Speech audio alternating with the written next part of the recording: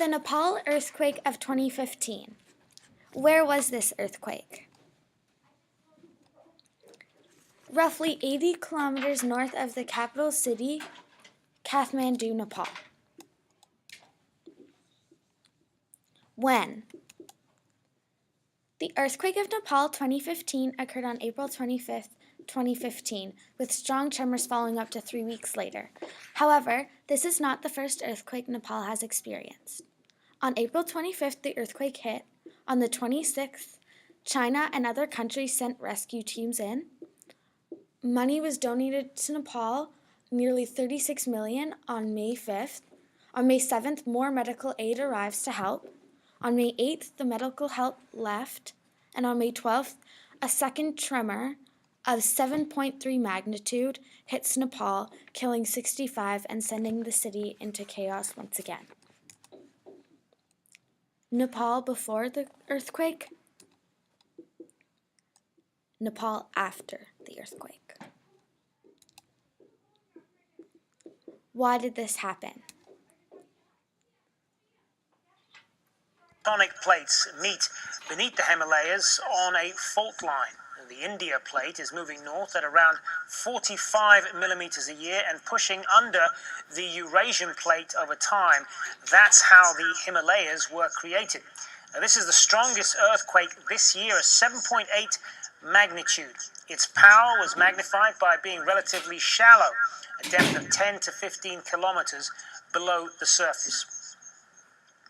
Dr. Brian Batty is head of seismology at the British Geological Survey. He says the aftershocks in Nepal are likely to last for a few weeks.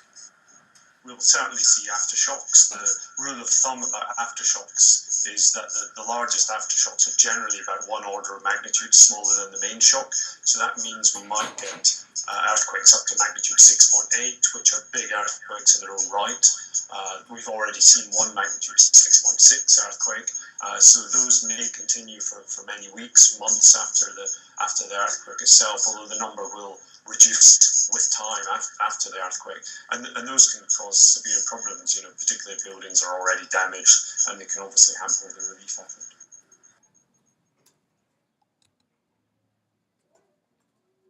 That was why Nepal had experienced several earthquakes. Now, this is a picture of the plate boundary. A subduction boundary is right beneath Nepal, which is why they have the Himalayan mountain range right there. Cities in the Kathmandu area were hit especially hard because they sit on top of an ancient lake bed. During earthquakes, this area basically turns to liquid, which is why their buildings and homes crumbled or sank.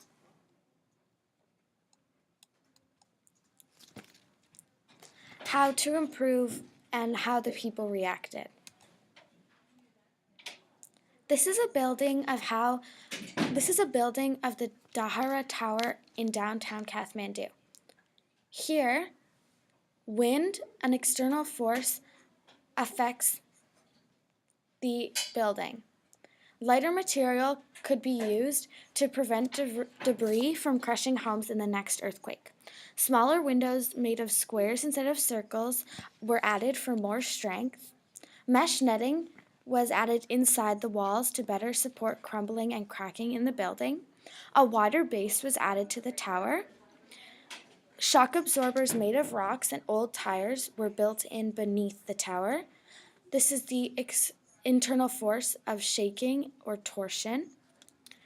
The building has underground support and now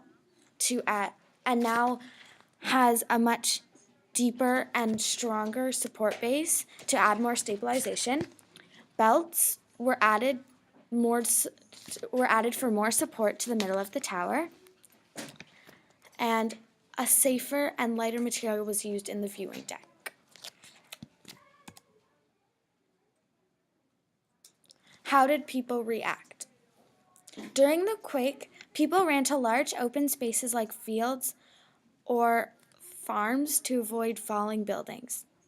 Aftermath. Countries like Canada, US, India, and China, and several more donated millions of dollars and were sending aid workers to Kathmandu. The UN launched an appeal for $415 million to help the shaken people of Nepal. Who was affected? Nearly 8 million people were affected in Nepal, and the death toll is nearly 2,000. Almost everybody in Nepal was affected, and here is a picture of crowds seeking refuge. Juicy questions. How many lives could have been saved if Nepal's ancient temples or buildings had been reinforced by mesh netting to help prevent crumbling in the buildings?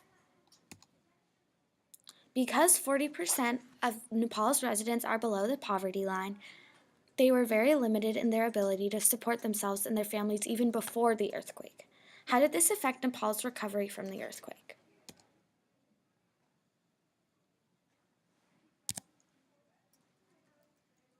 Thank you for watching.